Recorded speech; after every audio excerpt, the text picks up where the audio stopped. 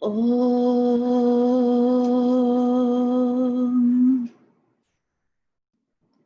Om.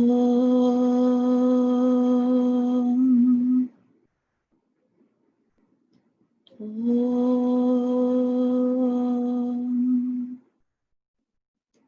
Humble pranams at the divine lotus feet of our beloved Lord, guide, guru, confidant, and best friend, Bhagavan Sri Sathya Sai Baba. Dearest brothers and sisters, Om Shri Sai Ram. Loving greetings and a warm welcome to all of you. Before we start the session today, we sincerely recommend that you have a journal or notebook to take notes of important points or messages that you would like to put into practice. In the series of Insaights masterclasses on the Nectarine stories and divine miracles, our session today is entitled God, Our Only Solace. It is now my pleasure to introduce you to our speaker, Professor Dr. Suresh Govind. Professor Dr. Suresh Kumar Govind is a former head of the Department of Parasitology, Faculty of Medicine, University of Malaya. In the last 30 years, he has generated more than 150 scientific papers, presented in more than 270 conferences, and written several chapters in publications by the World Health Organization. He has supervised more than 100 elective, diploma, graduate, and postgraduate students, including at doctorate level.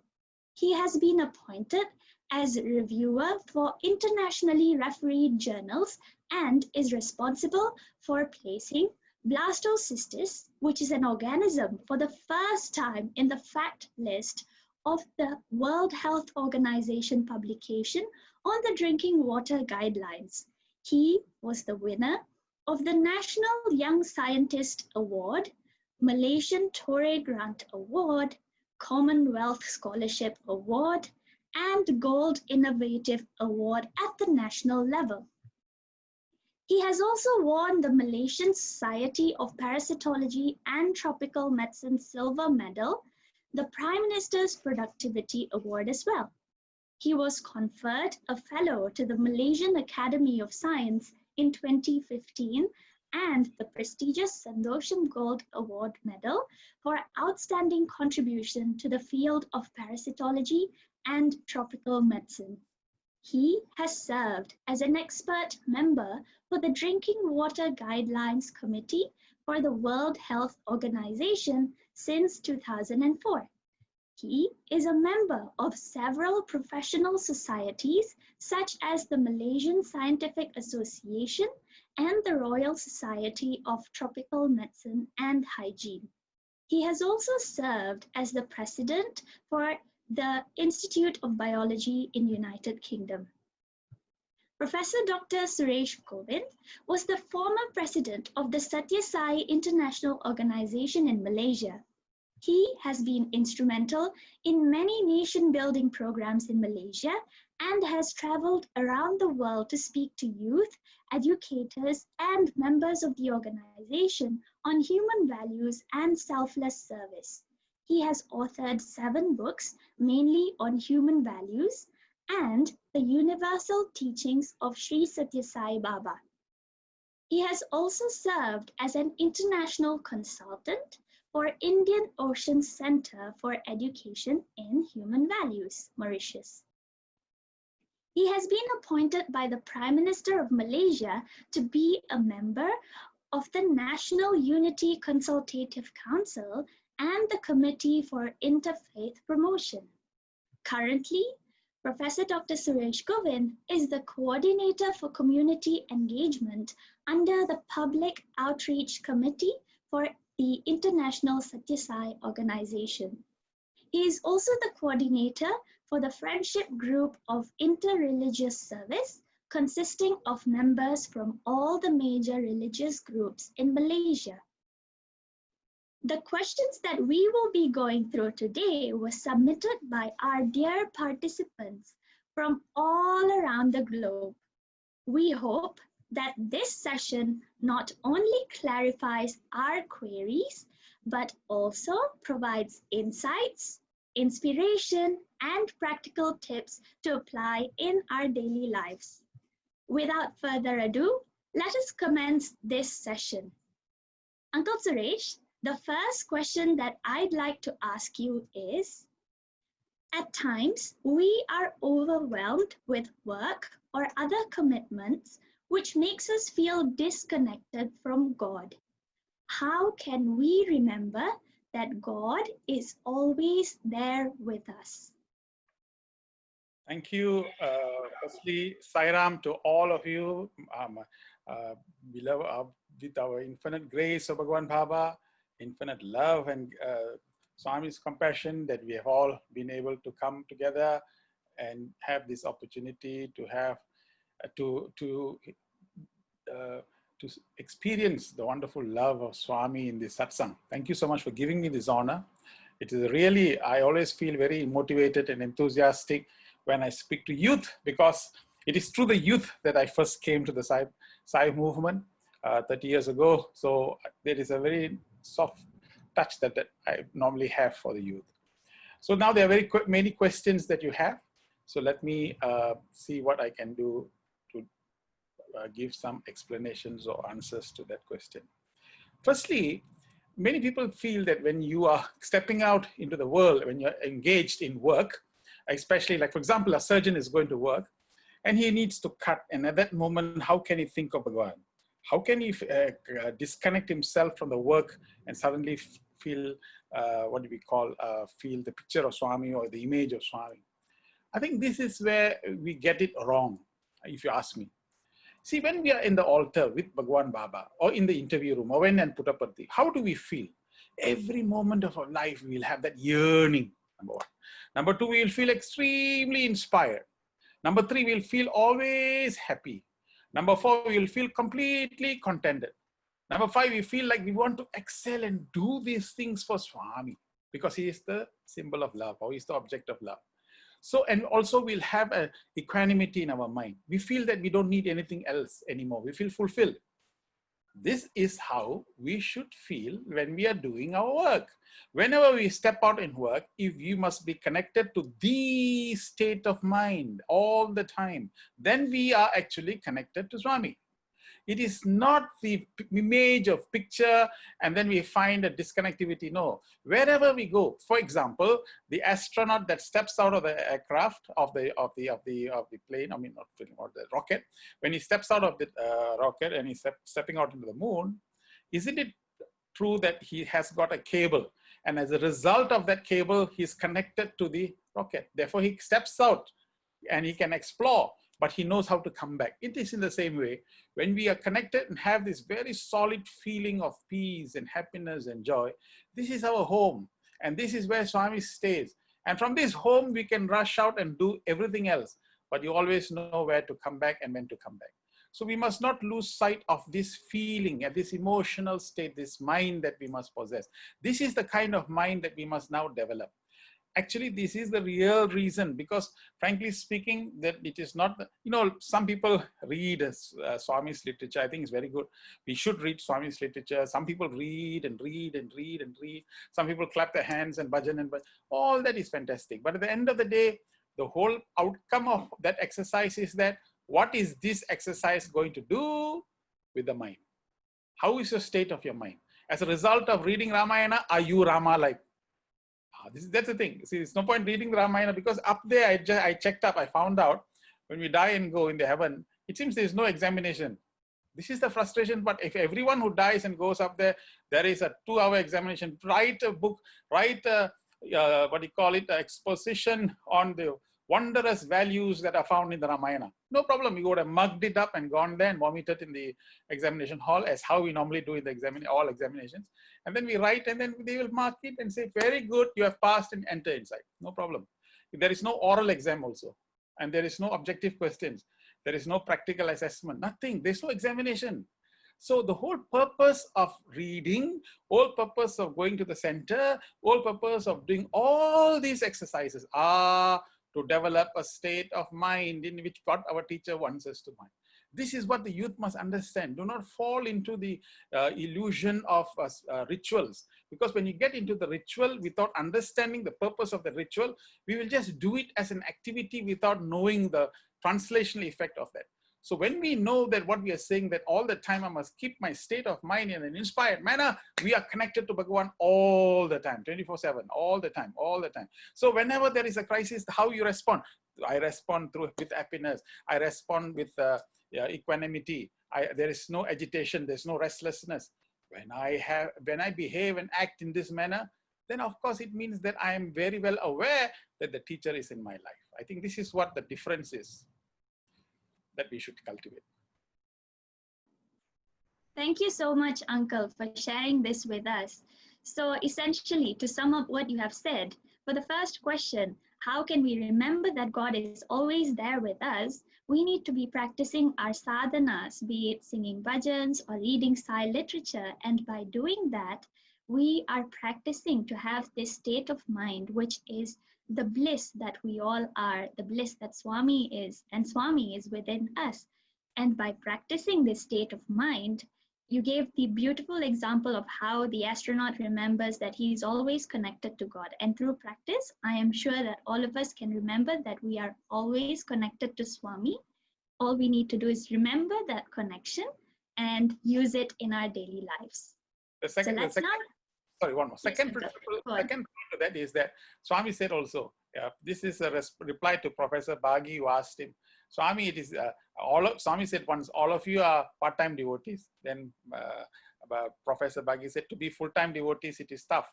It is difficult. Then he said, actually, to be full-time devotees is easy. All you need to do is that always think, whatever happens in your life is God's will. So when you know that whatever happens in my life is God's gift or God's will, then we come to the conclusion that the kite is flying, but we are aware that he is the one who's holding the string. The fact that we are aware that he's holding the string is the key to the whole thing. I personally had this experience in the sense when in 1999, I think, when we were doing the Second World Youth Conference and all the youth was there on the stage.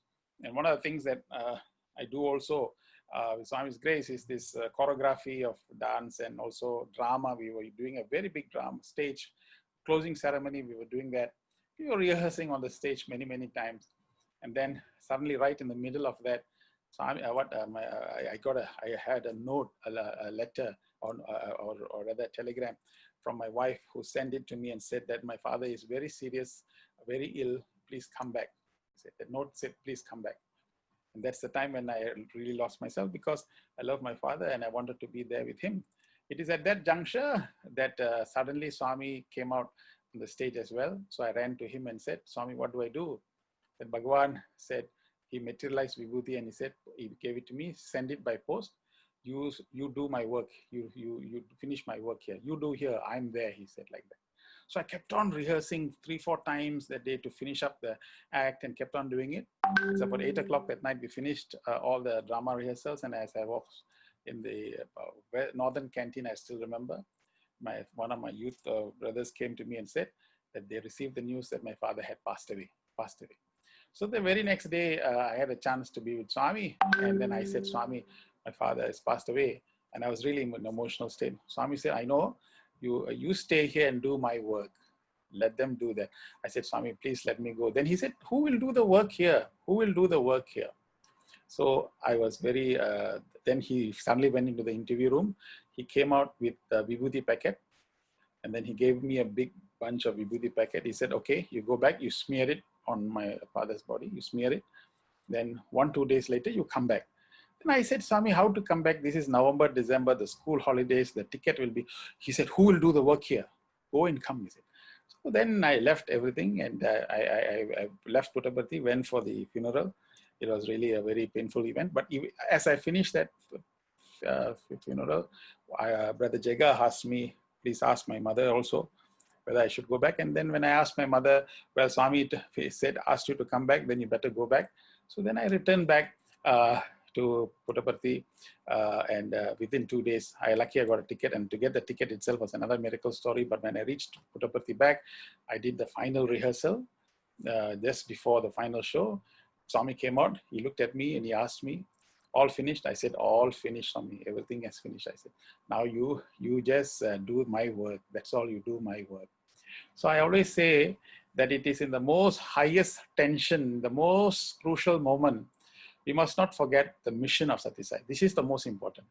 The whole idea, if you want to get connected to Swami and always remember that we are an instrument, whatever crisis that comes in our life, whatever personal things that comes inside, we must not lose sight of the mission.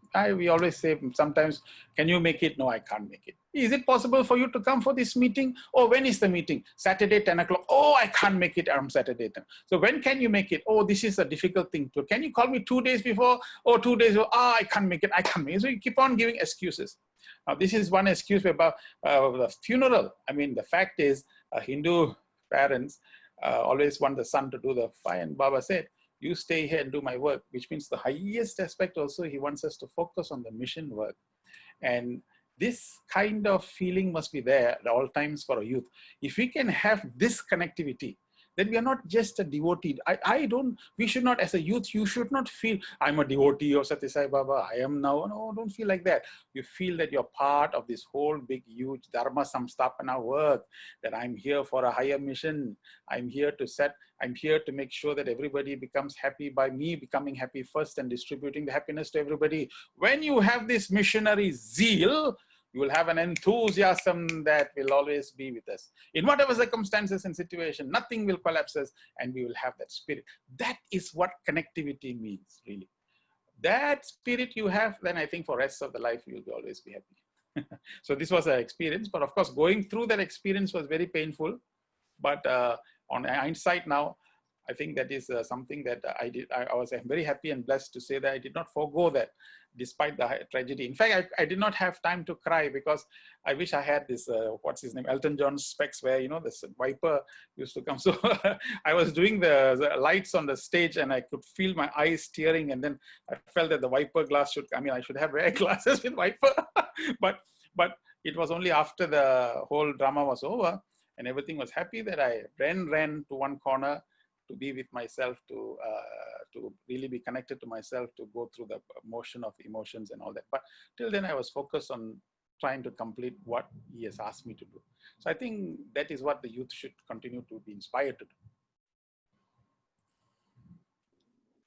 Thank you so much, Uncle, for sharing such a beautiful and touching personal experience with us to remind us that we shouldn't be differentiating between Swami's work and our work. Everything is Swami's work. And when we do Swami's work, he essentially looks after everything else in life. And at moments when we feel disconnected, we should remind ourselves of Swami's mission and why we are here. There is always a higher purpose to be connected to Swami, and remember that we are doing his work so that he will look after everything else in our lives. So now moving on to the second question. While facing difficult times, we have the tendency to doubt God or sometimes even blame God for the difficult situation that we are put into. How do we overcome that? Actually, to be honest, if anyone is expecting this life to be a joyride, I think then we are living in hallucination, seriously. Everyone goes through ups and downs. If you're today happy, there will be circumstances. Everyone is queuing up, and every circumstance is queuing up in life to give you the problem. So the key thing is to understand, if you have decided to swim in this ocean, I think there is no ocean in this world that does not have waves. You must have high waves, you must have low waves. So in this world, there will be disappointment, there will be sorrow, there will be, in fact, this is interesting also, yeah. I remember there was a time when we did a play in, we did, Swami's Grace, Malaysia had the privilege of staging 12 dramas in the last how many years, so many years we staged. So one of the Chinese New Year play, we staged a play called The Mountains. So one day, this is a very interesting experience. One day, I told everybody during lunchtime, okay, all of you go for lunch, and we were rehearsing in the Purna Chandra Hall. So please go for lunch and come back. at 2 o'clock. So they all went for lunch, and I also went, and I was sitting in my room. I mean, sorry, in what's N1 somewhere in some accommodation room. I was eating food, and I still remember I was having chapati, and you were chapati, yes. Suddenly, I just felt a very funny feeling. I dropped the whole food, and I just opened the door. Much to my astonishment of my wife, I just rushed out of the room, and I was running to the Purnachandra hall. And I don't know why I'm running. And in fact, when I'm running, I myself am thinking, what am I doing now? Why am I running? Where am I running to? And there's no necessity for me to run. But I kept running right at the back of Purnachandra hall. And I'm standing like this behind the door there. I'm just standing like that. And as I'm standing, I can understand, my intellect is asking me, hey, what is this? You were just a few minutes ago, you were having food and you are here. Why are you here? You are not, no, why did you come? My intellect is asking me, and I'm not able to reconcile this. Suddenly, the door opens and Bhagwan comes out. I got a shock. I mean, so I'm there. Swami, he said, yes. You had your lunch? Yes. I said, Swami, I was having, what did you eat? I said, Swami, I was eating, what do you call it? I was eating chapati. Why are you not eating rice? Yes. No, Swami, I was eating. No, eat rice. Okay. I didn't want to have a very big argument. So I said, Swami, I will eat chapati. I will eat rice next time, I said. So he walked around. He walked outside the hall. He said, what is the name of the play? I said, Swami, the name of the play is Mountains. What is the story about? Swami, the story is about two people. One who believe in Swami and the other who doesn't believe in Swami. But the problem is that the one who believes in Swami, both will get problems. But the one who believes in Bhagavan knows how to manage the problem, Baba said. I said. So then Swami, then I got very excited. Then Swami said, yes, good story, he said. Then he asked me to go and bring the lion. There was a lion dance there. So he asked me to bring the costume, and he was rubbing the lion, and he was asking me a few questions on the lion. And then slowly he went back, and then he looked at the hall, and he said, the hall now has become small. Those days, the hall used to be big, lots of people. Now the people have become bigger. It's a stage, okay. He asked me a few more questions on the drama and the technical aspects of it. And then he slowly walked. It was a full, easily 4 or 5 minutes in very nice, beautiful experience that I had. And then finally he went inside. But the story is that two people, one who believe in Swami, one who don't believe in Baba. But the one who believe in Bhagavan must know how to manage the problem. There is no point having a teacher in your life or avatar in your life and the guru in your life. When moment something happens, we are depressed and sad and upset and agitated and restless. Then we are having, everybody else is, some of them who don't have any of these privilege, and we are behaving the same way. Then what use is of this? The point here is that Baba said more important than guru is guri. We must have a goal. A goal is to keep the mind steady, peaceful, happy, joyful, and not to get it disturbed and agitated by the people around or by the circumstances around. So whatever problem comes, we must. That's why in the first question, remember what Swami said, whatever that happens to you is the will of God. Take it like that. The moment we can have that, that is called faith.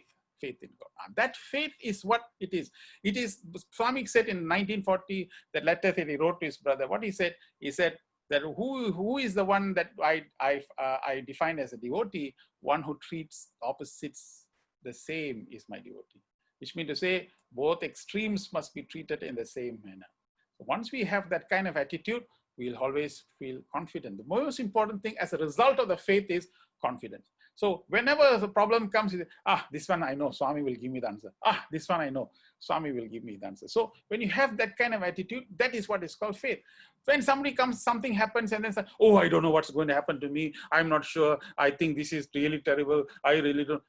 You see, when you are agitated and restless, and when it is actually you are insulting divinity, frankly. If we are disturbed, agitated and restless, we are insulting divine because you now have lost the faith, the understanding that the teacher will be there.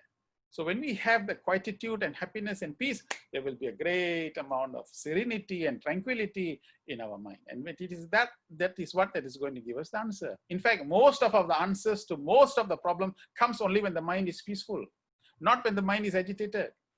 So the greatest discovery in science have all been made by people who have been the most calm.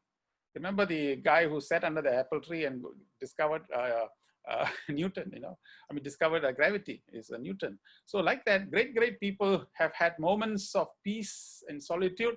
If they make a breakthrough, and they discover the answer. And like that, if we are able to, in every problem, we just remain calm. And I know this Swami will give an answer.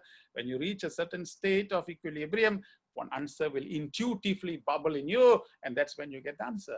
So the point here is to remember that in life, if you have decided to swim in this ocean, ocean will have waves. Number two, in order to swim in the ocean, we just need to know how to swim. The art of swimming in the ocean with various waves is the spiritual life, with the face that is smiling and all the time happy.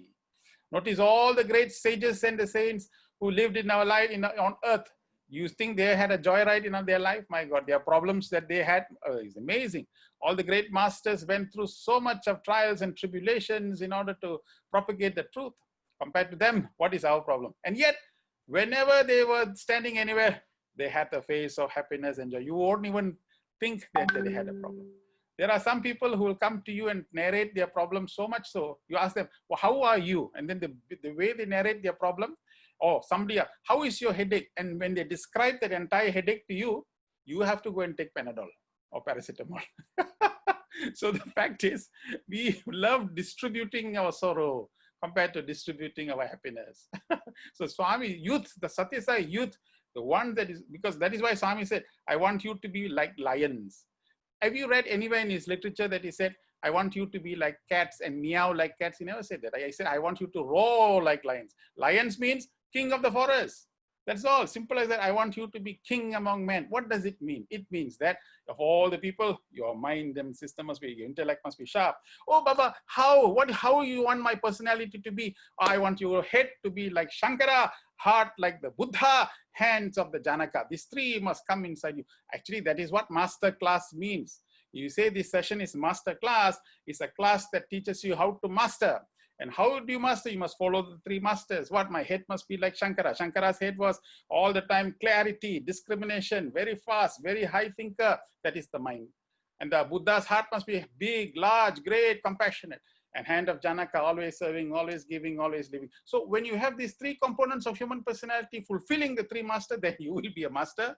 And you will have a master who acts in this world with a class. If that is master class. Thank you so much, Uncle, for this. You told us that we need to remember life is made up of both joy and sorrow. It's like an ocean. An ocean will always have waves.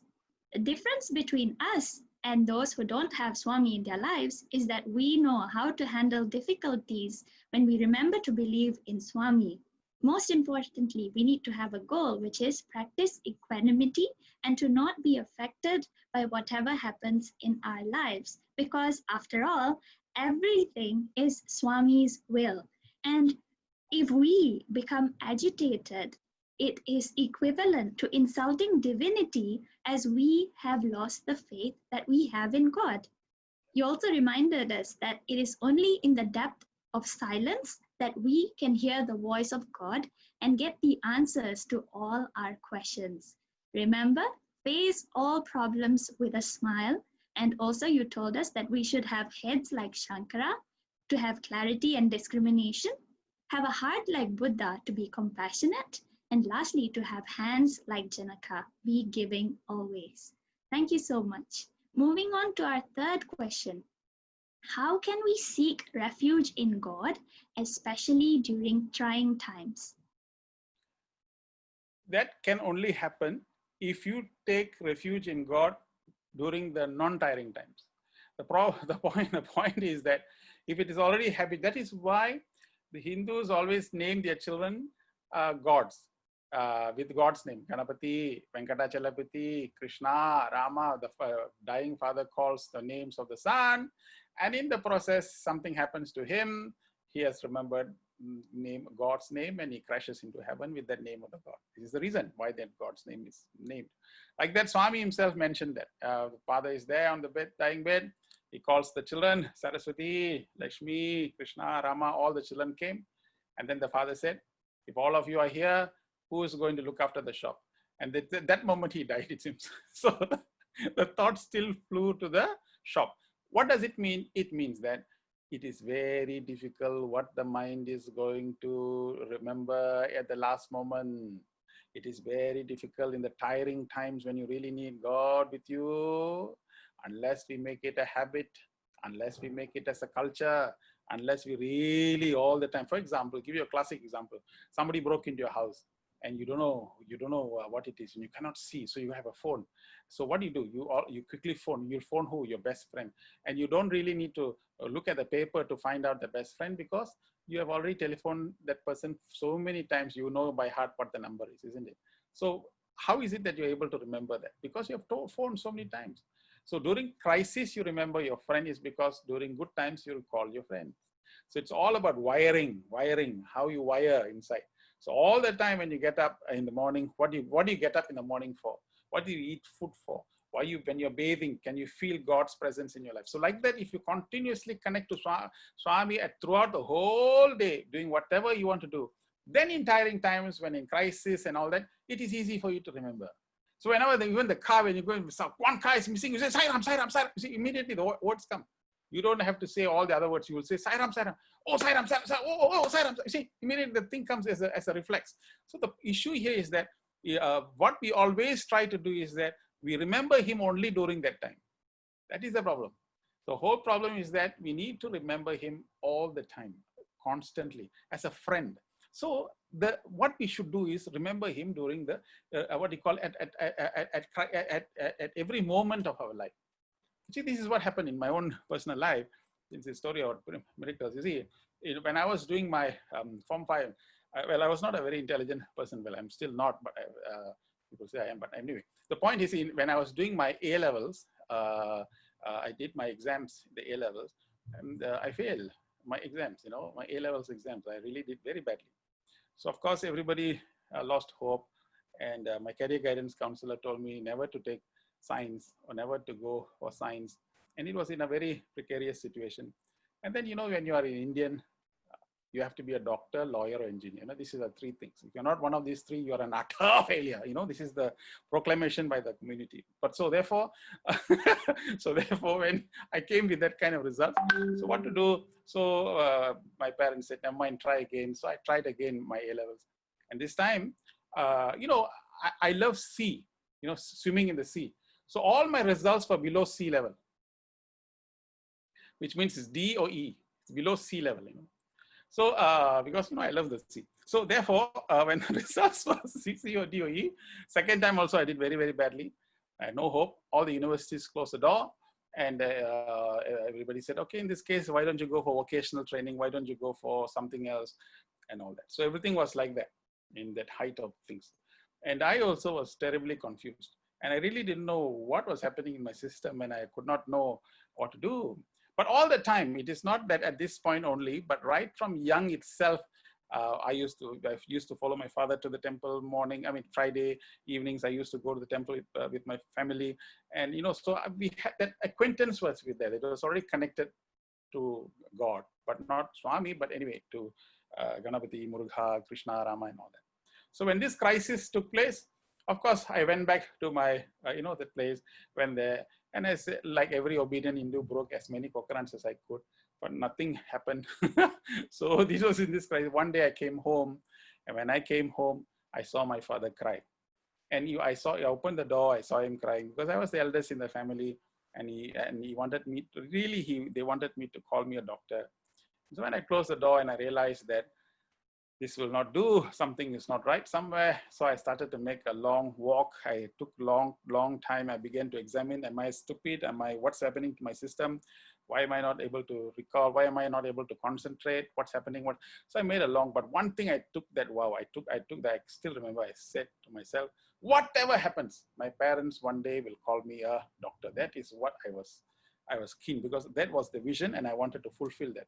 But my results was of this nature. So you see, so I started to go to Ganesh temple. I really prayed like crazy. I prayed and prayed and prayed. And finally, there was one prayer. I prayed and prayed. I still remember the prayer. I still remember praying. And then one day I prayed to Ganapati. I said, oh Lord, I don't know how to pray anymore. What is it you want in this life? From this moment onwards, I will start living for you. This is how I prayed. from this moment, my life is entirely dedicated for you. I have nothing in this world. I don't want anything.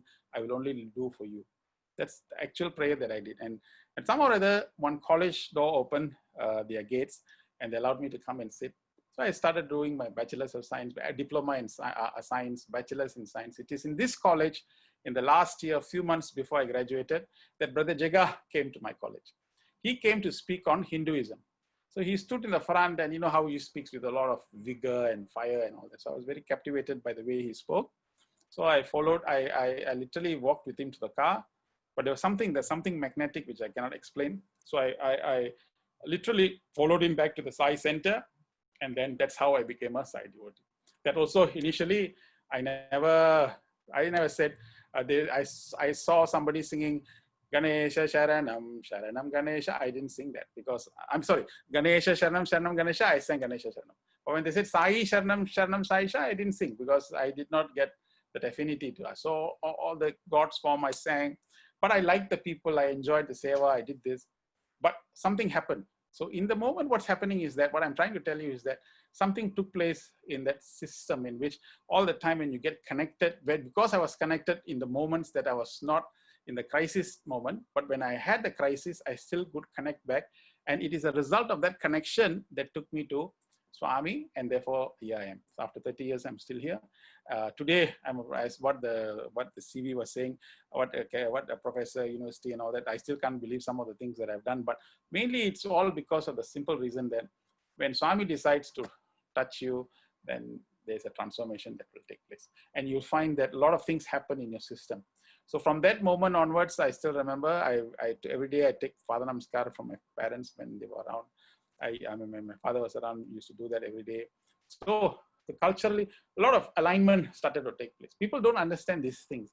People in the youth feel that sometimes these tradition things, all old fashioned, but actually there's a very big science to it. And I'm a testimony to that. Because I know my system, I know how I'm thinking, but as a result of doing all this traditional thing, bending down, putting the vibhuti on the forehead, prostrating and all that, I can see a change in the way in which I'm thinking, the way in which I am receiving information. So I was nominated to be one of the 16 scientists to sit in the World Health Organization and all that. It's all God's grace and my parents' blessings. But I realized all this is only because of the fact that it is the grace. It is something that you keep on doing for Bhagavan, you keep on doing, anchoring in the mission. There is personal growth that takes place. People always find, can you do this? No, I cannot. Let me finish this. Let me finish that. Let me finish that. I think you must come to a point and realize, what are you in this world for? Get this priority first. Lots of people put Sathya as an extra curricular activity. I finish this, I finish that, I finish this, I finish everything. Then, okay, little bit time I have, I will do that. But when you have a passion, you don't do that. When you have real sincere passion to do something, and you do that honestly, enthusiastically, you find things happen in your system. Lots of people, I still know that lots of people take long time to finish something. When I do something, most of the time it always finishes faster. I'm able to do things quickly because, and I do, when I want to really do something, it can be done fast, ideas come, things happen. So you just become an instrument and you just do things. So this is where what I'm trying to tell youth is, don't use God as insurance agent. When anything happens, then only I will come to you. That's an insurance policy that you're taking. No, that's not what he wants. He wants you to understand that he is always there with you. He's the one who, in fact, I'm very aware that he's also listening to this conversation with you. He's also listening to you in your own place. He's listening to this. This is really the truth, the ultimate truth. That for me, the inspiration is two things we must never forget: death and God. One of these days, we're going to get disappeared from this world. So the whole point here is that we are going to die. It might be today, tomorrow, next week, 1 month, 10 years, 20 years. One day it's going to happen. So by the time we die, we must do something inspiring, something incredible, something novel. That's why. See, why do we go and watch now? I think end of this month, they're releasing the Indiana Jones movie, the 5th. I don't know whether you watch this, but that's a very nice movie to watch. Indiana Jones is an adventure movie. Like that, you go and watch movie. Why you watch these movies? Because you always want the hero to win, isn't it? There's an adventure that you see and you want the hero to win the story. So now the question is, what is the heroism in your story? What is it that, oh, I just went to college, I came back, And then I studied. And then with that study, I got a certificate. And then I turned it into a begging bowl, going around looking for a job. And now I got a job. I bought one phone and 2 cars and 3 more. And then that's it. Your life is, you are just, eating, meeting, mating, breeding, and brooding and dying. What kind of lifestyle is that? Even the mosquito is having that kind of lifestyle. So when we have a human lifestyle, which is a crown of heaven, something we must be accomplishing. Why? Because bees have only 990,000 brain cells, Bees have 990,000 brain cells. A human being has brain cells that you can put on your pin, and then you can put another pin on it and take out another group, cover it with brain cells, and you can cover the pin to pin and right, it goes up 340,000 kilometers distance. That is the number of brain cells you have in your head. Why should we have all the brain cells, which is going into trillions, and we are still only going to function just like the bee, which can do the function with 900? Doesn't make sense. That means this huge capacity that God has given us must be for something more. And we have reduced our existence to something menial and mediocre. Oh, God, help me. You must sustain my life. You must look after this. Oh, Lord, why are you not looking after? I did this. See, we have reduced him to a property maintenance manager. I'm telling you, you have made God, you make him a property. He must look after all our properties. And what will you do in return?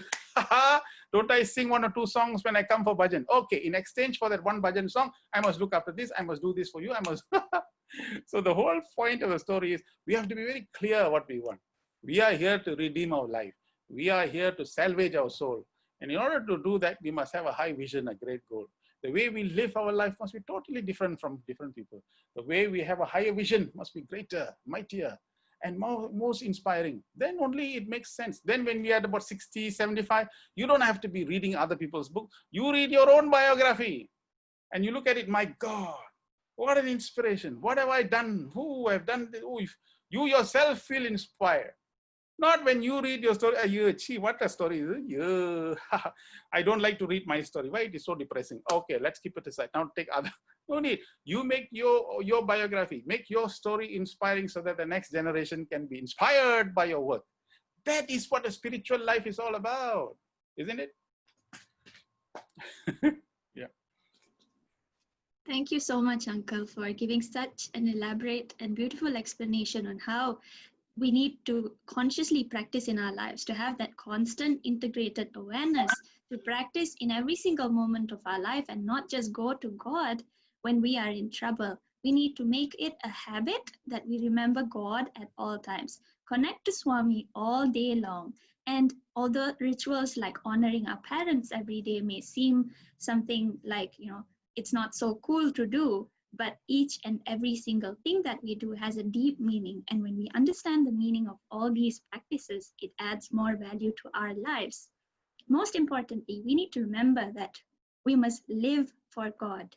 Through your story as well, you showed us how when you live for God and focus on self-transformation, God looks after everything else. You get better focus in life when you're connected and allow God to use you as an instrument. To always remember that Swami is the Sarva Sakshi. He is with us at all times. And most importantly, in this human life, it is a privilege that we are born as humans. And so we should live our lives to the fullest capacity that Swami has bestowed upon us. So now moving on to the next question, Uncle. When I am seeking advice from God, sometimes people come and tell me advice. How do I identify that this advice actually comes from God? Okay, if you watch a lot of Tamil movies and Hindi movies, you notice the clouds will clear and there's a voice that comes from the sky and the gods will descend and all that. Okay, if you are hallucinating that these things can happen, I don't know, like it might happen, I'm not sure.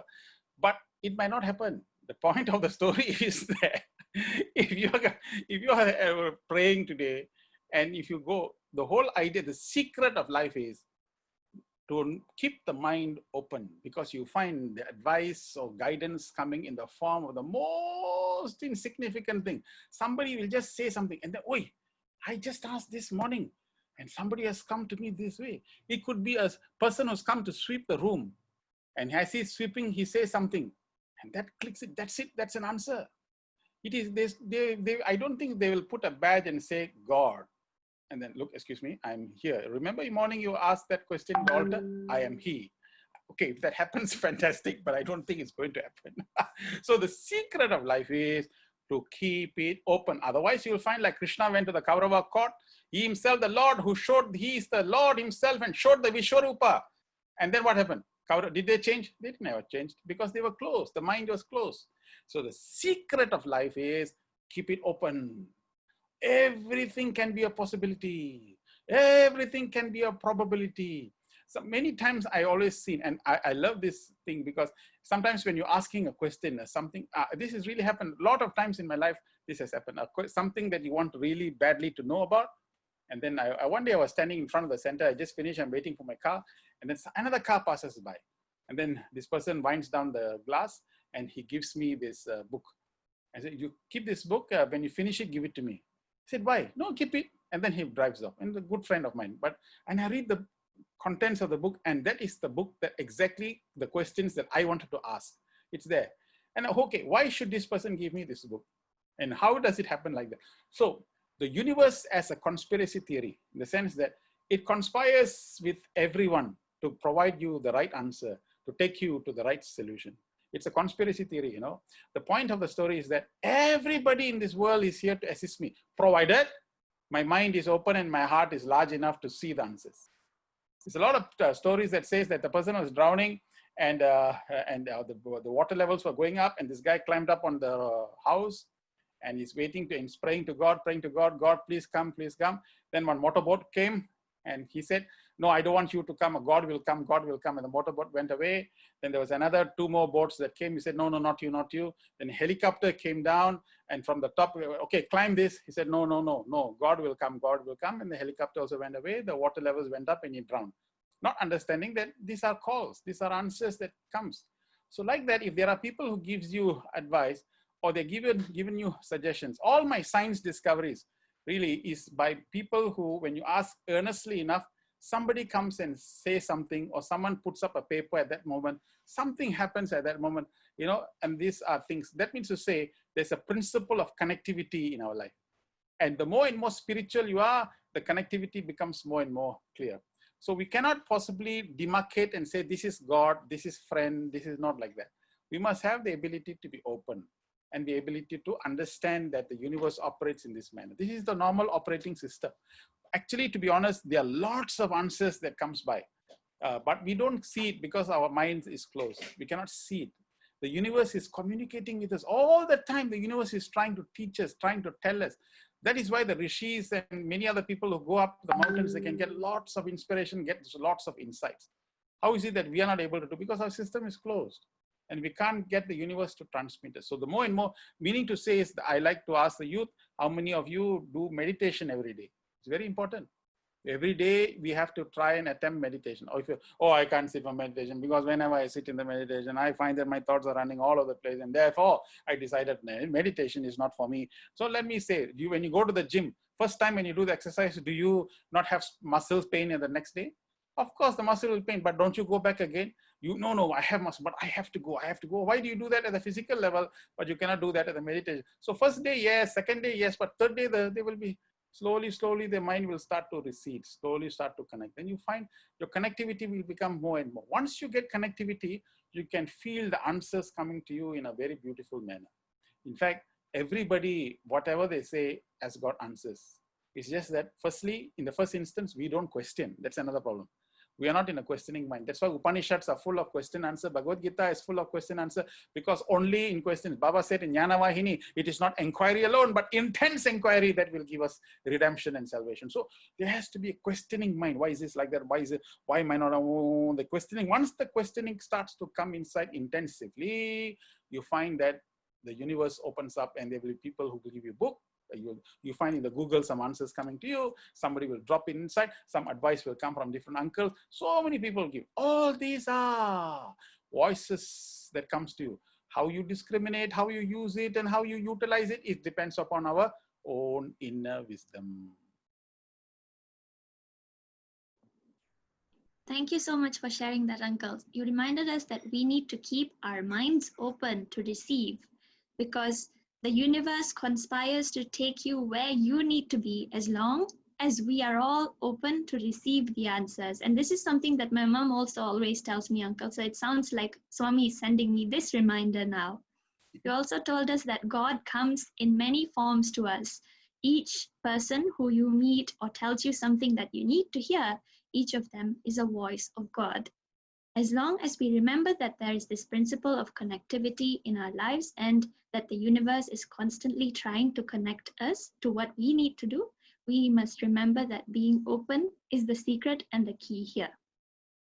Most importantly, you also reminded all of us that we need to do daily meditation because it is equally as important as going to the gym. We need to go to the mind gym to make sure our minds remain connected to Swami. And only by doing intense inquiry, we can gain the answers that we need in our lives. Yes. You see, the thing is, you don't read scripture books to brush your teeth, but you do it naturally, isn't it? Is there any scripture book? Take the toothpaste, put it in the, make sure you brush it 3 times and then take it out and brush it. We don't have that directions in the scripture books, but we do it automatically because we know the health benefits and we know what is the experience that you can comfort to others when the teeth is not brushed. So therefore, the point here is that in meditation also, when we are not doing it, then how are we supposed to secure all the peace and happiness? Because we are not doing the basics well. Unless you do the basics, then only you can get the rest. If you're not doing what we are supposed to be doing, then how can we get all the experiences that we want to get? So we say, oh, spirituality, it's not practical, it is not useful, this is too high for us, we have to be, I mean, MBBS patient doctor who goes inside the MBBS class and the professor is explaining the class. He said, I don't understand, it's not possible, it is not easy, can you make it that, how can I do a surgery without going through the complications of me understanding the entire system? You have to understand the system in order to know how it operates, that's a basic thing.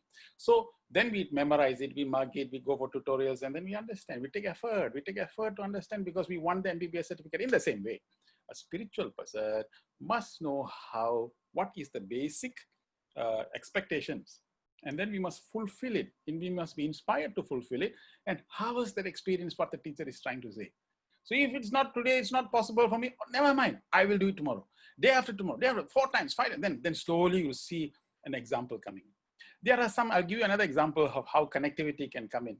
If you want real answers, the problem is Swami said in one text somewhere, every morning you have to say good morning to the sun. Don't let sun say good morning to you. What does it mean? It means that you have to get up before the sun rises and just take a walk during the morning sun and just watch the sun rising, and you experience the sun as you walk. You see the beautiful sun rising and you see the flowers and you see the flowers blooming and the birds chirping, and it's an incredible heaven. You're like as if you are in heaven. After 1 or 2, 3 of those experiences, you will never want to sleep late. You always want to catch that moment. Why is that? Because things have happened. There's connectivity happening. There's openness coming in. But when you sleep through and wake up at 10:30, 11 o'clock, the beauty of life is already gone. When you get up, you're not even refreshed. By the way, those who get up at 10:30, 11, how many of you can be saying honestly that you're refreshed? So you'll feel more lethargic, so tired, not necessary. But what to do? You have to drag yourself. So get up in the morning, you must feel that inspiration in the morning. So that comes from, so this is how to develop connectivity, You've shared a beautiful way that we can remain connected. So it looks like all of us have to get up early starting tomorrow, make sure that we set our alarms and experience the beauty of nature to see God in everything, as we need to fulfill the basic needs to ensure that we can secure the grace of God and gain whatever experiences that we need in our lives. So Uncle, the next question that I have for you is, how do we stop ego from getting in the way and taking Swami for granted? Yeah, ego is a very important concept. You find that this is what that actually stops us. This is why Lord Shiva has a snake here. Can you see? You remember? Yeah, and around the head. Now, why is it that Lord Shiva has a snake? You always wonder. He could have actually taken the snake and killed it and thrown it off. Or you don't put it there, but you go and catch a snake there and put it around, and the snake is not even dead, it's just there. So what is the symbol of that? Because Shiva, the last part of our destroying or destruction of our entire what you call vasanas, destroying our things. Carefully, we must understand the last aspect of a human personality is the ego. We find that the ego is the one that will always be, we have to be very careful and be very vigilant, because this can overtake us. And when it overtakes us, when we become not confident but become overconfident, this is when all the problems will start. So in ego management, there are two things that we must do. We must be careful about this I and the my. So this is another thing. Now, Swami taught me directly that when after a certain play, he was very happy with the play. So as he was passing by near the veranda, he took a shawl and threw it at me. So I caught the shawl. So as a kind of reward. So he gave me a shawl. Then I went to him and said, Swami, there were 18 other people who did a lot of work. They also must be given shawl. So how many? He said 18. So he told the Sevadal to go and take 18 shawl. And then he took that shawl and put all the shawls on this hand. And then he took from this hand, and so I was bending down, and Swami was giving it from this hand one by one by one. After some time, he turned to me. No, after the fourth or fifth time, he turned to me and said, where is your shawl? I said, Swami, my shawl is at the bottom. He said, my. He hit me 4 or 5 times. Of course, at that time, I was laughing and it was all humorous, but it was a very profound message in the sense that very fast we can get attached to something. That shawl wasn't mine. Swami gave the shawl. Now in a few seconds, the shawl became mine. Like that, there are a lot of things in this world that can become mine, and I and my becomes very strong. It is easy to get associated. My work, my job, so it becomes I and my becomes very, very fast. So when the I and my comes in, the twin brother of this is the doership also comes in. The doership is that, oh, I lose the idea that it is he who has done it. It is he who has done it.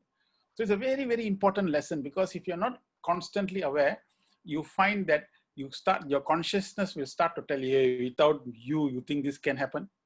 You are the one who's responsible for this. You are the one. It starts to prompt you. And then this is where the I and my. When the I and my comes in, that's when anger comes in. That's when all the other problems will start to arise. So to become constantly vigilant about this, we have to know that he is the doer. This also Swami gave me the final lesson, which Swami gave when the last play which I staged, which we all staged, was the play where it was all done. Bhagavan was supposed to come around at 5 o'clock. We were all getting ready, and we were all at 3 o'clock. We were all coming, and everybody was getting dressed and all that. But my heart was saying, go to the sound system, go to the sound system, go to the sound. I was thinking, why I should go to my system. My mind was, why I should go to the sound system. I have already done whatever that needs to be done. Then I telephoned the youth who was responsible at the sound system in Prashanti, inside the mandir. So he said, brother, I've checked the sound system is very good, brother. All the sound system is very nice. I've tested it out, all okay. You sure it's okay? Yeah. He said, okay. Then later at some moment, again, this thing coming inside, go and check sound system. So I was feeling very restless. And normally I never go that way. In the last 12 productions, I never go to the sound system. The youth will do it, and I will give all the instructions, and they will do it a beautiful job. But somehow this restlessness was in my system. So I went to the mandir, and there was an elderly uncle there. And uncle said, hey, Sai Ram, brother, your youth came and checked it. The sound system is okay, brother. Don't worry. No, but uncle, please, uncle, let me check one more time. So I put the sound system and I checked. And true enough, the voice was there. Everything was okay. As I was taking the mic out, again, the thing, checked, and put it back again. Track 1 was good. But track 2, after 20 seconds, I could not feel any sound. Track 3, no sound. Track 4, no sound. Track 5, no sound. I panicked. So now I took out the first CD, I put second CD, third CD, fourth. There were 6 CDs, and all 6 CDs had no sound. I didn't know what to do. I was shocked. Oh my God, what is this, uncle? Sir, in 35 years, this has never happened in Prashanti. This is the first time. But we used the same CD in another player. We could work. How come it is not working here? So I really don't know, sir. I don't know what's. And this was panicking. So I didn't know what to, because time is ticking and Swami is about to come out. The sound system is not working and everybody is now rehearsing. And this is a Chinese New Year play, and Chinese New Year, we are supposed to, we are supposed to do everything beautifully and well for all the devotees. But this was something very uncanny. And so I really prayed to Bhagavan. I said, Swami, I know this is your game. This is your Leela. Everything is your Leela. Bhagavan, you are the doer. You are the one. Please, Swami, please, please. I really prayed intensively. There was one Sai youth, one of the students' youth came by. He said, Sai Ram, brother, what's the problem? I said, brother, this is not working. I don't know what's happening. Then this brother came inside and he pulled out a few wires. He plugged here, plugged there, plugged there. You don't know what he did. Suddenly the sound is coming. And at that moment, the music, what do you call it, that darshan music started, and Swami is coming now. Just, it's just, you won't believe the synchronicity of the time. And so when he's all working, so I quickly rushed across and I went behind the stage, and the play went very well and everybody was very happy. So I searched for that boy and he was standing there at the mandir. I went to him, Sai Ram brother, thank you so much for helping. Are you a sound technician? He said, no. You know anything? What was the mistake? He said he didn't know. Then what were you doing? I don't know, brother. Whatever wires were there, I plucked out. Whatever wires I could put in, I put in. So you mean you didn't know anything? I said, no. Whatever that I thought I could do, I just put, and something happened. Ayo, Swami. The final lesson Bhagavan taught me was, hey, you may have written the play, you may have directed the play, but I am the eternal writer and I am the eternal director. Remember that. It is I am the one who is doing everything, not you. So my final lesson in that, before Swami dropped his physical form, was this message that was given, for us. And it was really a powerful lesson to know that he is responsible for everything. Everything he is he. So the key message here is that when you go on the pilot, when you sit on the pilot seat, or when you go, sorry, not pilot, when you go on the flight, you don't pester the pilot, excuse me, are you a pilot? Yes. Can you show me your license? How many hours have you flown this flight? Are you able to go through the clouds? You don't ask such questions. You sit in your seat and just hope for the best and it lands somewhere. Like that, if we can have trust on the pilot, why is it that we are not having trust on Bhagavan? Yeah, you have already decided to give up. Then have faith in his life. Have faith in your teacher and allow him to guide you. That's what you should happen.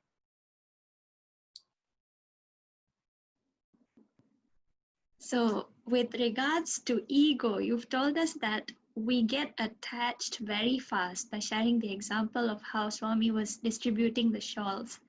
Yeah. We need to be extremely careful of I and my, as doership and also anger and other such qualities start coming when we have this sense of I and my. We need to remember in such situations that Swami is the doer. Swami is the eternal script writer, and we need to have faith in Swami and trust him that whatever he does is for the best. Yes, true. That's what I said. So moving on to the next question, Uncle. Why does God test us in life? If it is true that Swami is testing us, are these tests signs that he wants us to be a part of his mission? No, actually, this is one of my relations also asked me the same question. That person was having a lot of problems and he said that God is testing, God is testing. I said, listen, actually God isn't testing. It's all what we are doing is our own karma that comes back to us. It is, God tests only until our vasanas are completely exhausted. We are totally living for God. And we have no other desire in this world. It is at that moment that he applies certain tests. But now we have come with a whole load of baggage with our own karmic things. So when we come to the Sai movement or when we come to spiritual, we accelerate the karmas. That's why some people, when they come, you find that some problems are coming. It's just to accelerate the process, right? Other than it taking about 2-3 years for it to come, it quickly comes now and finishes it off. That's all. So the thing is that movie screen has got nothing to do with the movie. But the movie, unless you see, okay, now the movie Jaws is an old movie, right? Jaws was playing, and now after the movie, you don't go out and see whether the screen has wet or not. Did the shark actually bite the screen? It doesn't do that. But without the screen, the movie cannot be played. So without the screen, no movies can be played. So in the same way, you find that the movie is a movie. But the point is, without the screen, the movie cannot be played. Whatever that's happening in our life is the movie of which all that we have created has come to us. That's all. So which we have having so many problems, then the problems all are our own creations. Except that when we have faith in the teacher gives you equipments, the teacher gives you tools in order to manage that problem, in order to overcome that problem. But the teacher cannot say that the problem, remove the problem. It's effort. In fact, in the interview room, I took the Swami's, I was sitting in at the bottom of the chair, I took Swami's hands and put on my head.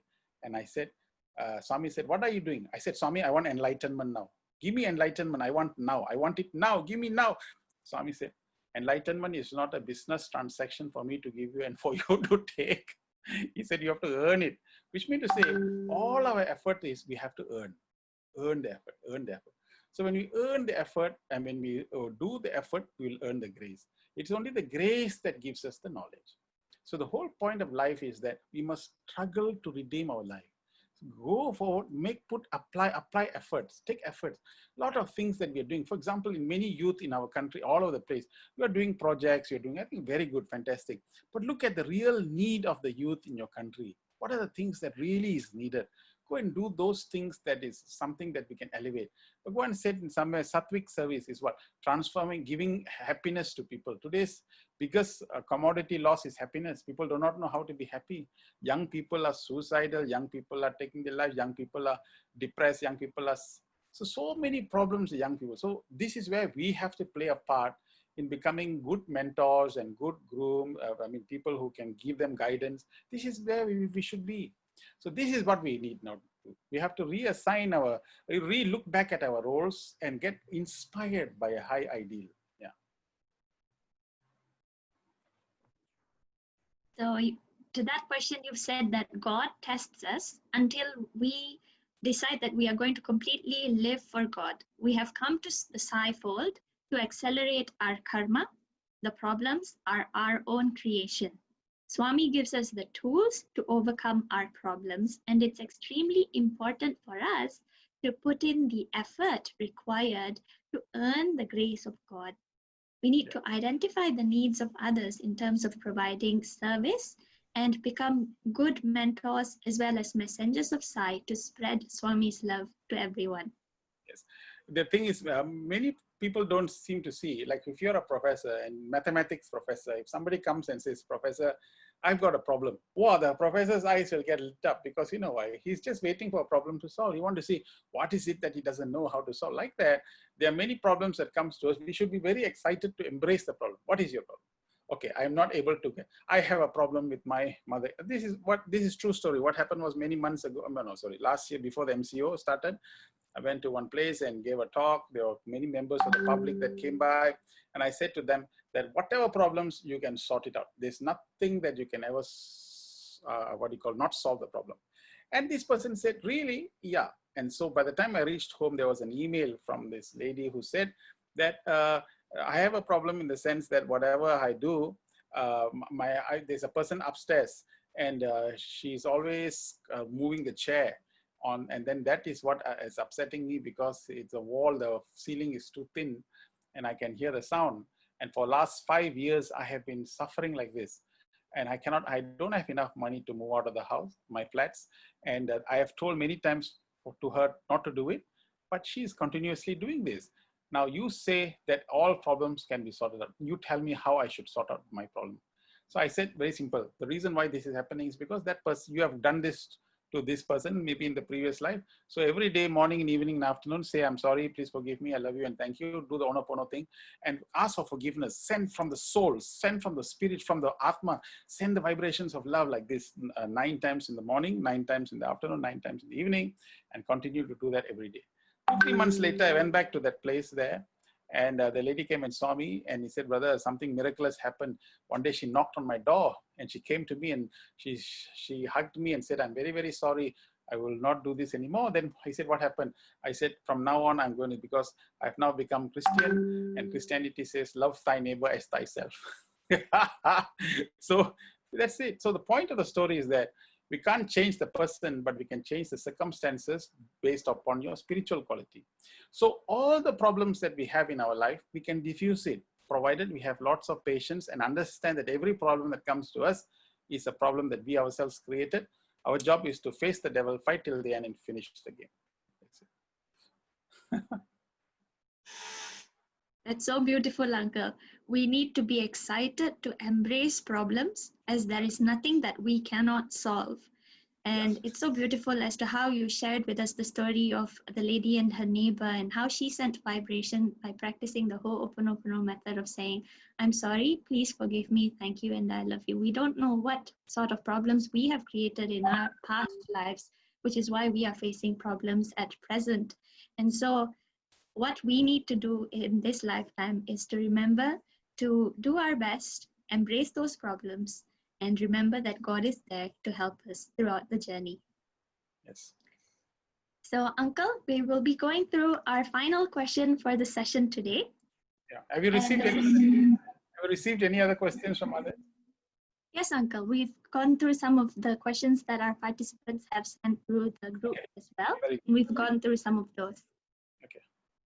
So the final question is, why is it difficult to surrender completely to God? It's because we don't want to let go. We always feel that we must be in control.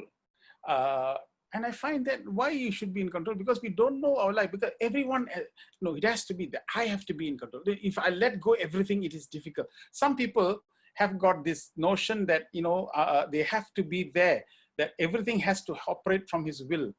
And the more and more you have this notion, the more and more problems will come, because there's a lot of things that will happen to us. That's why this type of people, you'll notice they can never enjoy a roller coaster ride. In fact, they are very seldom they'll enjoy a roller coaster ride, because it's not in their control. So they feel, no, I have got to feel.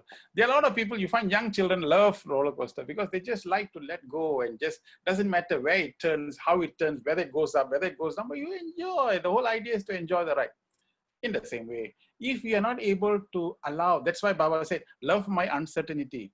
In all the 12 dramas that we staged there, Swami showed us that everything you may have planned, but nothing goes according to the plan that you made. And everything goes topsy-turvy, then last minute things will happen. And so once we understood the pattern, we came to understand that in this world that we are living in, everybody wants everything to be planned and all that sequence, but sometimes it doesn't happen the way you plan. What can you do? So you love uncertainty. In my research studies, why so many papers and why so many awards and all that, is because I come to understand that if I write everything in the research proposal and follow it according like a drama script, my mind is not open. So sometimes my PhD students will always tell me the end result of it is far from what the proposal was. We started somewhere, but it goes somewhere else. Because the reason is I tell them to work with the heart, not with the head. So you find new things along the way. Love my uncertainty. That's the spiritual law. Just every day you should take everything that happens to you in a beautiful manner. Not follow the same route, same style, same. This is what is called mechanical and routine. We just have the same. In fact, when you go, you'll find some people, even the way that they sleep in the bed will be the same way. The shop that they go, they'll sit in the same shop. They'll order the same kind of food. They'll have same routine, same. And then they come and complain, life is so dull, Of course it is dull, because you made it mechanical and routine. How can it not be? Look at Swami. Everything is so spontaneous. Everything is so incredibly, that is Atma. The personification of Atma is spontaneity. The ability to respond to things, the ability to be happy, ability to enjoy. I think this is what we are losing out. We are becoming, and then we sit down and look at this handphone. And then the iPads and everything else. We become technologically driven, and the mind has become so confined and so conformed that it has no expensive qualities. We don't know. We are not seeing things. So this is what we're losing out big time. I think that is what we must be. You have to give at least 1 hour, go a walk in the nature, go and see the tree. One camp we had where we early morning we go and look, stay 1.5 hours or 1 hour, we go and look at the flowers. We just be totally silent. The first time, I think many of them found first time they're staring at a flower for so long, staring at the leaf for so long. And they've found so many beautiful, wonderful things, because the connectivity is not happening. It's always a lot of information. You're running after, you go, hey, when you die and go, information cannot save you. At the time of death, nothing can be with you. It's only the experience. So now why don't we go for the experience? That experience of what the teachers are trying to say to us, that is the experience that we should go for. And if you practice it now, wow, that's fantastic. Whole life, we don't have to wait until we retire. And no, if you should apply it daily in our life like this. Then you find you're going to work will be exciting, going to study will be exciting. Early morning tomorrow is another exciting. It's an excitement. There's every day you wake up with that enthusiasm. That is the flower that you can give to Bhagavan every day. Enthusiasm. Yes. So the reason why we feel that we can't surrender to Swami is because we always want to be in control. We need to remember to work with our heart. As Swami says, love my uncertainty. We need to start enjoying the experience of life, start now, and apply it daily. Thank you so much, Uncle, for sharing so many beautiful experiences and personal stories as well throughout the session. Do you have any final thoughts to share, Uncle? No, I have, but were there some questions that somebody was wanting to ask? No, Now? Uncle, we've gone through all of the questions. Yeah, no, the key thing I think is that as Sai youth, decide to do one thing. If we want to have love and reverence for our teacher, one thing you did make a resolution today. What? I will from this moment onwards refuse to be anything else except happy. I don't want to be anything else except to be happy. Say that. 364 days we are not happy. 365th day we come to your house and say, happy birthday to you. Happy birthday to you. And then in the dark room, blow out the only candle that is available there. So the point here is that we need, the whole idea is to remain happy. Whatever said and done, even if you can make one resolution today, be happy at whatever circumstances, whatever situation, be happy. Number two, the fact that Swami is come, the avatar himself has chosen to become our guru is a double bonus. Number three, the fact that we all are born and we are now living in a peaceful state in our own respective countries, wherever we are. You know, we are not experiencing war and we're not experiencing so many calamities. But yeah, there is one personal disaster that's happening, but nevertheless, we are not in everyday situation in which we are receiving this calamity. So we are very blessed in many ways. We got food on the table. We got a lot of things going for us, but we have to be grateful. Yeah. Every day you have to be very grateful. The air we still can breathe. A lot of things that we should be having gratitude for. They gave us a chance in this world to live for a short time and to redeem our lives, to redeem. And instead of dissipating it many things, what use is of that?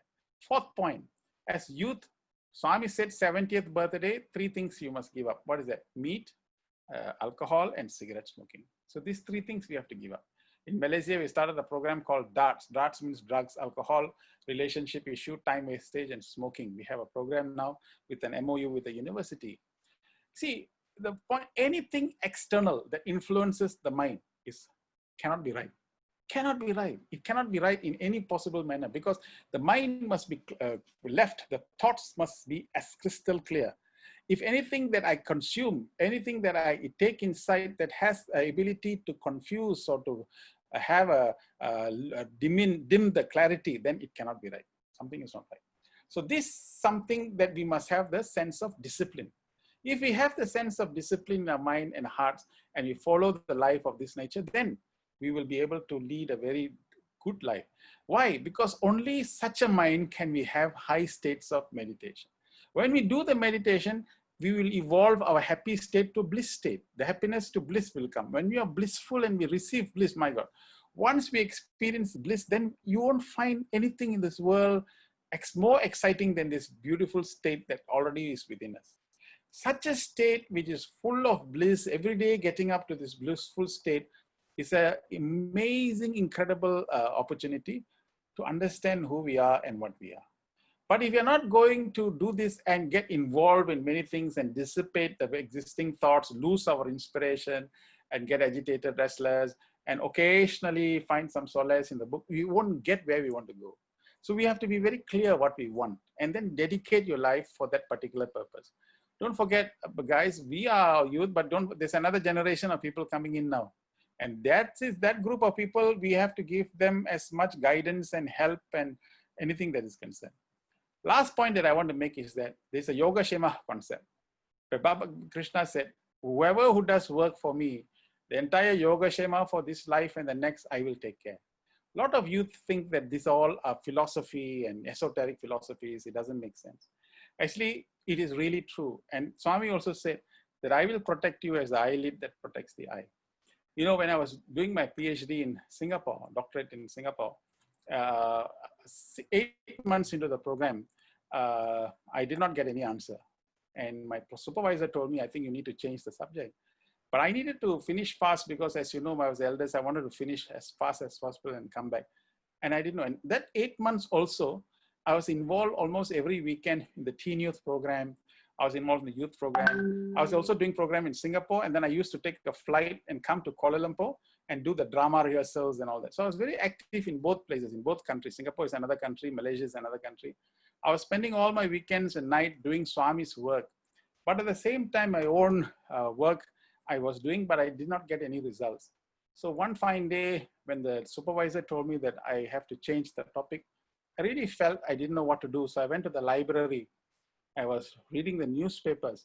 I was wondering what to do. And suddenly it was one of the most exhilarating experience in which I folded the newspaper, I kept it at the side, and I saw myself walking. I saw myself climbing up the stairs, because upstairs is where all the journals are kept in the library. So I saw my hand. I'm rephrasing my statement. I saw my hand moving on the various journals. And then I stopped at one journal and randomly picked one and randomly opened the page. And that page fell on some work that was done some years back by a group of people on some other organism. But the approach was good. So I picked up that approach, I modified here and modified there, and I got my answer.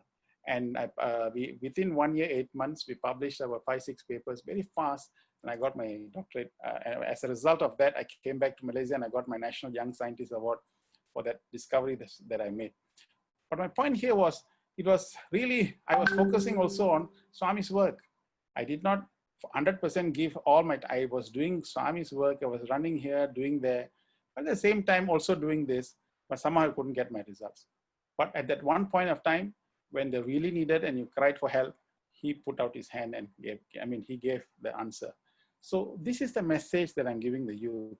We find that Bhagavan is here to give us the answers, to help us in whatever way we want to help. He wants to be our life partner. He wants to be our own person, the soul. He has come for that.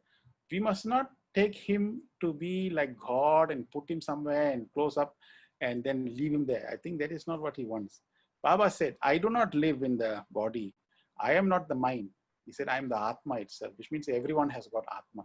Now, if we start cultivating the Atmic consciousness and live according to that consciousness, we are now living and leading Bhagwan's life. We are leading a life for him. That is the opportunity available. No other opportunity can be as great as this opportunity. Because by doing this, see guys, I'm a professor, having gone 30 years, I studied everything, I've studied all. I really realized my boss only told me to work, and very shortly when I retire, probably I'll get my pension. But my other boss told me that if you work for me, I will give you my yoga, I will do for this life and the next also. Wow, I said, really? Yeah. And what will you do? He said, Yoga Shema. Yoga, whatever you want, I'll give it to you. Really? Yoga, yeah. And then what else you will do? Shema means if you want a car, I will give you a car and I will also give you money to maintain the car. Wow, that's not too bad. I'll give you a house and maintain the house. Hey, but only one payment. What is it? Do my work.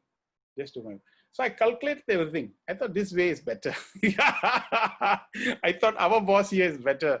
The benefits are incredible. And you get a peace of mind. You do everything that he wants you to do. And just enjoy life and let it go. What else is there? Rather than crack the head and worry and rush out, what for? And then age and then what for? I think the whole life is given to enjoy. And enjoy doing the work that you love working and do the mission work that Bhagavan has come. And when mission work means don't sit at the computer and just sit down and do some project work and this work and claim that that is work. No, there are so many guys outside there are suffering. People do not have peace of mind. What is it that we are doing to reach out? I think these are the kind of work that we should do and take pride in that work, that this is what I'm doing for Swami. And Baba said, happy birthday, happy birthday. Baba said, don't make me happy, make me proud. Make me proud. So therefore, this is the kind of approach that we should do in our life. Then at least when the youth phase finishes, about 35, 40, 45, wow, you feel good. They are given that youthful phase. You're given a very meaningful existence to the whole thing. Otherwise, opportunities will just pass by and we will just stand at the side there, assuming that this is spiritual life. Wearing white shirt and white pants does not make you a spiritual thing, Seriously. It just makes a uniform, that's all. Then you put a vibhuti and paramam pavitram bhava vibhuti, and then that does not mean anything. You fall flat and you roll here and roll there. Okay, that's all fantastic, incredible. But at the end of that, what is the consequence of that? That is what they're asking. As a result of your devotion, as a result of the love, what is the consequence? I asked that boy, you like this girl? He said, yeah. So this is the photograph house. It's so fantastic. Then after 10 years, I asked, what happened? You married? No. Then what did you do? I kept on looking at the photograph. If you keep on looking at the photograph, when will that? No, I thought the objective is to look at the photo. No, the object like that. God is not a photograph. It is an experience that we must have. We must move towards that experience by effort. I think this is what we must now do. Take serious effort in the sadhana and do. Read every morning, half an hour. Spend time in reading the Vahini. Whatever Vahinis that you have, whichever Vahini, read, underline, underline, underline. Question 100 times. What Swami said this? Why Swami said that? Question, bubble. Send an email to everybody.